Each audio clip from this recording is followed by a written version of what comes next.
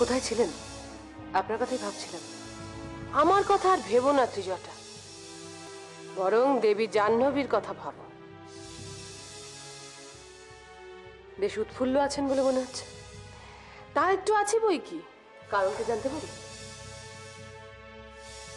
দেবী জাহ্নবীকে বাধ্য করেছি মহান আমার কাছে গিয়ে তার বিবাহের প্রস্তাবটা দিতে। ওনাকে এমন ফাঁদে ফাঁসিয়েছি যে ছাড়া ওনার কাছে আর কোনো উপায়ই নেই। এসব কি বলছেন আপনি? ঠিকই বলছি। কালকেই সভার আয়োজন করা হয়েছে। মহানামার অনুমতি ছাড়াই তার বিবাহের ব্যবস্থা করা হচ্ছে। তোমার কি মনে হয় ত্রিজটা, এতে মহানামা আনন্দিত হবে? না মানে আমি ঠিক ঠিক বুঝতে পারলে না, তাই তো? ত্রিজটা, মহানামা কিন্তু এ বিবাহের প্রস্তাবে খুশি হবে না, বরং চূড়ান্ত বিরক্ত হবে।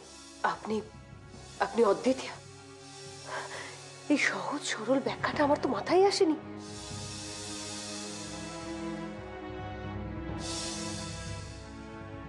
দেবী জাহ্নবী, এ প্রাসাদে আপনাকেই একমাত্র পেলাম যার সঙ্গে বুদ্ধিযুদ্ধে অংশগ্রহণ করেও আনন্দ আছে। মনে হচ্ছে খেলাটা উপভোগ্যই হবে। ব্যথা লাগছে ভাই কাকা, দেখো এক্ষুনি ঠিক হয়ে যাবে, একটু সহ্য করো। মহানামা, এখন নিশ্চয়ই বিশ্বাস করতে পারছো খনা তোমাকে কতটা ভালোবাসে? ও হাতটা তো নাড়িও না, আবার রক্ত বেরোতে পারে। কেন, কি হবে রক্ত বেরোলে?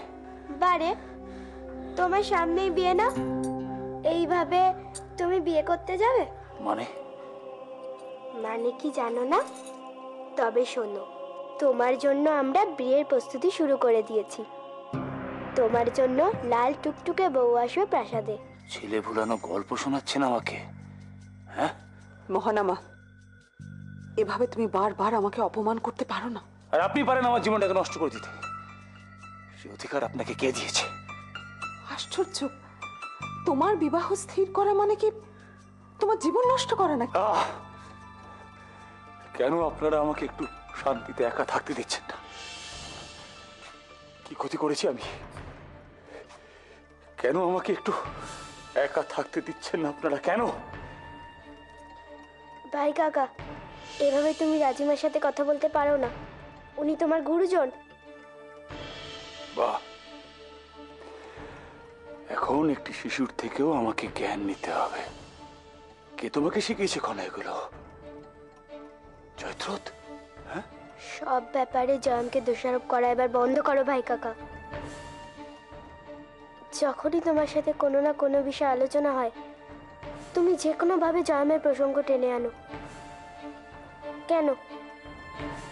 জয়মকে তুমি কোনোদিনও বুঝতে পারোনি। জয়দ্রথের মতো একজন সামান্য রাজকর্মচারীকে বোঝার আমার কোনো প্রয়োজন নেই খনা। তোমাকে আমি ভালোবাসতাম ভাই কাকা, শ্রদ্ধাও করতাম, কিন্তু আমার পক্ষে আর তোমাকে শ্রদ্ধা করা সম্ভব নয়, কিছুতেই নয়।